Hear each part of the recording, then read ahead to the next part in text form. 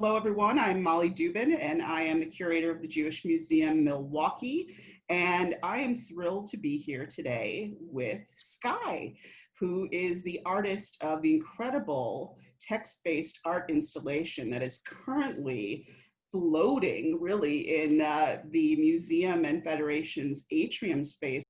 The title of this exhibit is Shakespeare in the Alley, a tribute to Bob Dylan.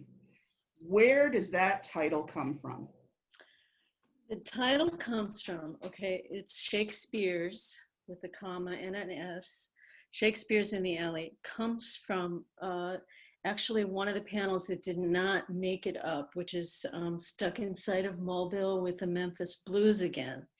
And there's a verse that goes, well, Shakespeare, he's in the alley with his pointed shoes and his bells, speaking with some French girl who says she knows me well. So instead of doing he's in the alley, I just shortened it to Shakespeare's in the alley. And I thought it was appropriate.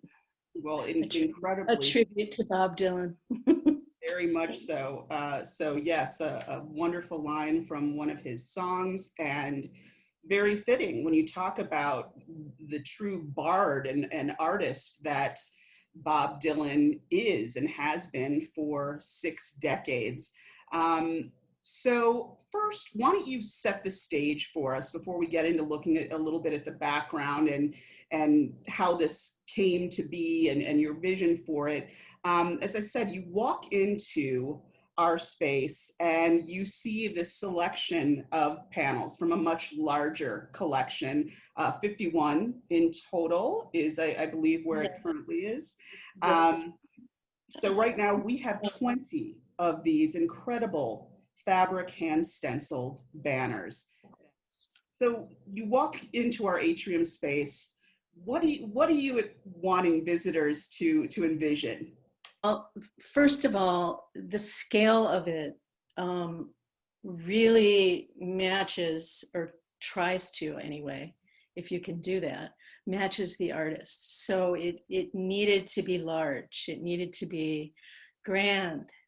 And some of those panels are up to 27 feet long, or between 26 and 27 feet long, which does get across the grandness of it. And a lot of people have likened it to, like I've heard it called the Bob Cathedral. I've heard it, when you walk in, sort of the first feeling you get is very, it's a great piece to see actually by yourself. It's a great space to be in and just contemplate. It's fun to be in with other people too, and a lot of people, but I've had the most amazing experiences when I've seen it actually in the dark by myself. So I want people to stop, not necessarily read it all because it's a lot to read, but to stop and, gather some verses or something that hits them. Love the idea of cathedral. And when you do walk into certainly our space, and when I've seen photographs of other installations, this idea of looking up and being inspired by, and as you say, it really needed to be grandiose. It needed to be on a scale that was befitting an artist who has contributed so much to the American songbook, to the soundtrack for so many people's lives, and particularly when you look back to the 60s and the counterculture. But as you so aptly have talked about when we've discussed this, many of those early songs are just as relevant today as they were then. And the idea of being able to kind of meditate, to collect your thoughts and be surrounded by lyric and verse, talk to me a little bit about your choice of mediums, hand stenciled on fabric. But I was open to doing a project around my enthusiasm for Bob Dylan, because it was so full that it was almost like, well, I need to do something. I need to share this instead of just keep it all inside. And so it was in, I think it was maybe in March, because I do daily walks up here. And I started seeing them in the invisible world, of course, unroll in front of me with the lyrics. And I just thought, wow, that's interesting. And was very resistant at first, though, because I'm thinking, well, but I'll be copying somebody's work. But it started to grow on me, and I started to see how powerful it could be. And so I pursued a couple possibilities because I wanted there to be some kind of venue that would sort of hold it to get it started. Right. And one thing that didn't pan out, but then in very early 2011, I was talking to a musician friend of mine at an event and told him about the idea. And he's one of those that gets really excited. And if he gets really excited, then his energy is infectious. And he said, Jeannie, which is a friend of both of ours, and they're in a band together, or used to be. Jeannie and Katie Dahl, or Jeannie Coons and Katie Dahl, are thinking of doing a Bob Dylan tribute concert. Mm-hmm. And we started thinking, well, this could be really cool to collaborate and have the panels as a backdrop, which had been an idea floated before as well. So they loved the idea, and the gallery, Woodwalk Gallery, Alan Walker and Margaret Lockwood, said, go for it. I mean, they said, do your dream.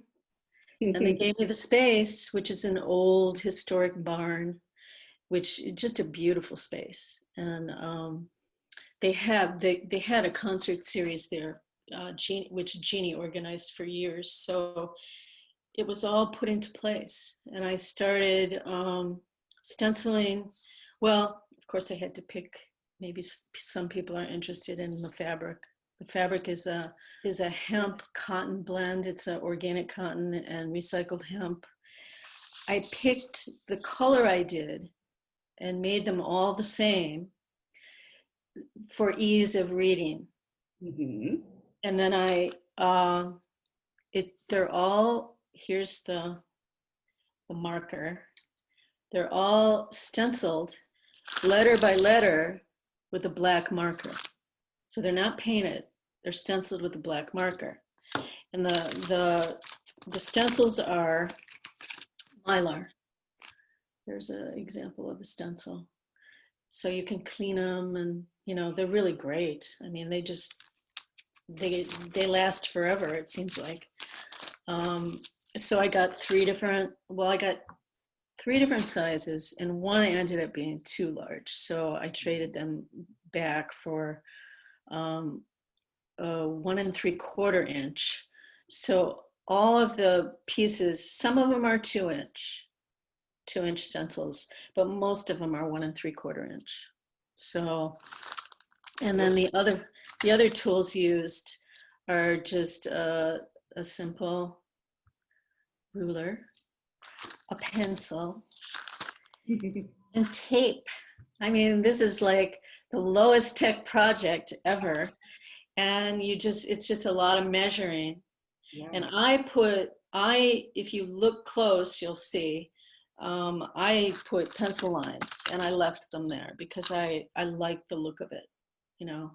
Didn't have to do it that way, but that's how I chose to do it. So, but the easiest, simplest as far as technology goes. And then there was just a roll where you roll the fabric up and roll it as I was finished, then I would keep rolling. And so it would be rolling up from the bottom and roll onto a dowel.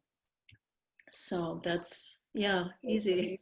Incredibly simple in terms of the materials, but incredibly labor intensive and requiring a great deal of concentration. So we talked earlier about, you know, the longer, so the panels range, or the banners range in length from 8 feet to 26 feet. What does one, so give me, you know, an idea, one of the 8-footers, so that the smaller ones, what kind of time does that take for you to complete? You're talking maybe blowing in the wind. That's an 8 foot. Maybe 12 hours, maybe. Okay. I have to go look because I kept track of all of it. I'm sure.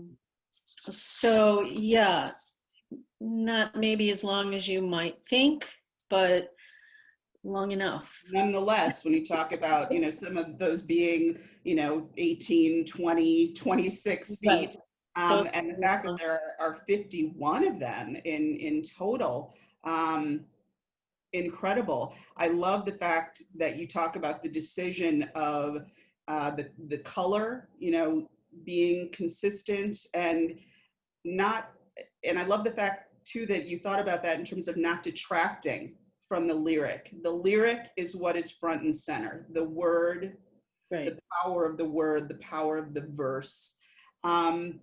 So talk to me a little bit about that. I know that in 2016, I believe, was when you first got into looking into what it might take permission-wise to travel this show. So I know you got in touch with the Dylan team.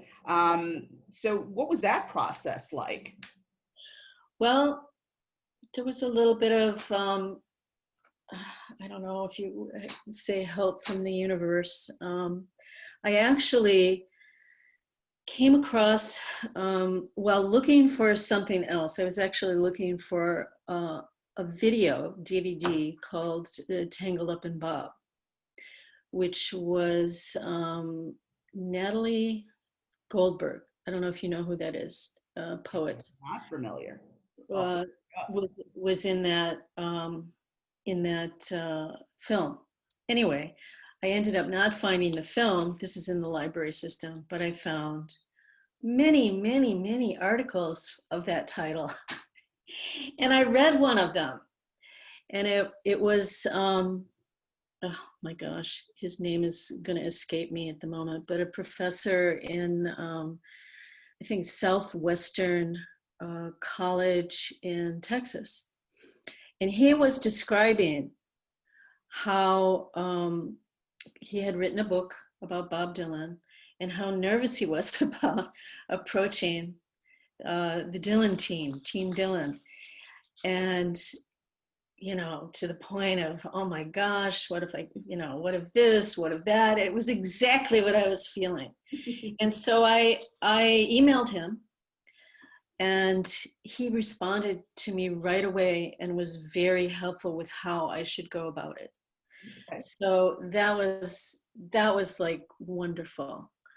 And his first name is David, but maybe the last name will come. But so I did what he said, which was send a portfolio through snail mail. Wow, okay. Yes, that's how I did it. And 3 weeks later, I got permission. So this was the beginning of March of 2016. And I got permission by the end of that month. Now, did I have to get permission? I'm not sure. I was told, I was given permission, and it was also said, you know, not to commercialize in any way the project. So I understood that. But also said that this project, this art project, is protected by a certain copyright, this, and this. So it was very short and very life-changing, because if for some reason I had gotten a no, I wouldn't have traveled it. I didn't think they would mind if I showed it in Door County, but to travel it around, that's another thing. Different. So yeah, so I wanted there to be permission and for them to know about it, but I didn't ask permission before I did it because I knew that I might be told, no, we really don't want you to do this, and I wouldn't have, but I would have still had the experience. And it was very fitting that 2016 was when you asked permission, 2016 was when you got approval, and it was the fall of that year that Dylan was the recipient of the Nobel Prize for Literature. Right. That was stunning. That was stunning for him, I know, and it was just stunning. That was not anything I expected. So when you talk about, the universe, the powers of the universe coming together, and the timing of things, and here you are amidst this project, having just been given, permission to move forward, and celebrating, his words, his impact, and then to have that kind of a confirmation of his global impact on, the art world, the literary world was really quite amazing. Here we are, 2020, and he's still right.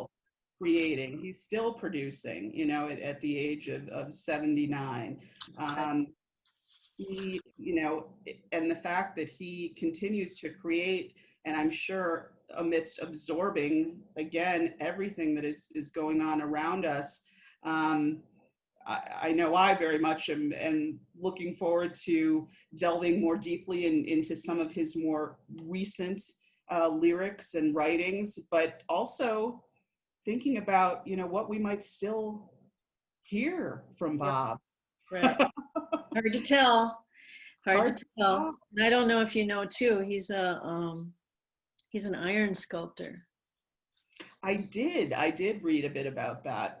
And it's, to me, being a sculptor as well, I see his music and the way he approaches music and lyrics reflected in his sculpture, because they're assemblages. Mm-hmm. He gathers all these pieces, old pieces, and he welds them together in these amazing, beautiful assemblages. And I think, he does that a lot with music and lyrics too. He brings things from different places that, like I was just reading something the other day where somebody said, and it was about his latest album, have your dictionary, look things up if you don't know what he's talking about, and it will just take you on a journey, because he's alluding to so many different things. And that gives the whole experience that much more depth. And then, of course, you don't have to do that either. You can just listen to the music.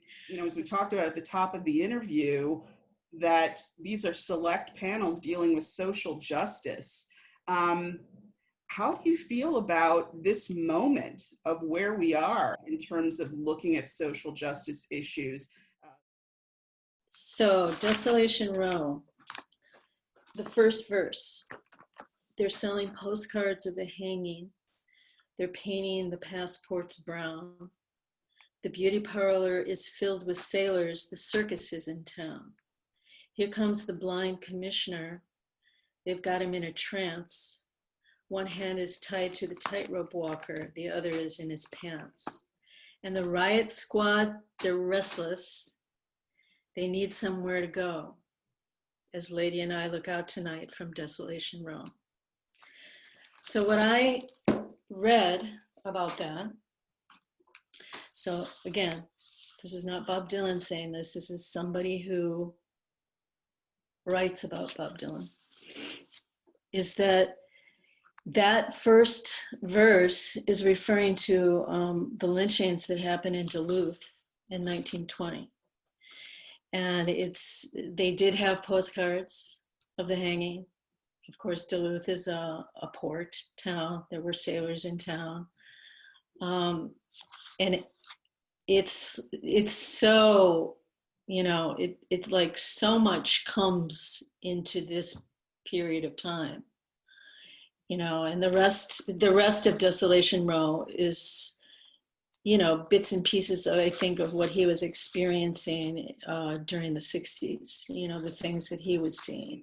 And as you say, so fitting, hard to believe the lyrics, written about an event that occurred so long ago. And you look at where we have come, but more to the point, how much hasn't changed and how much remains to be changed, to be unpacked.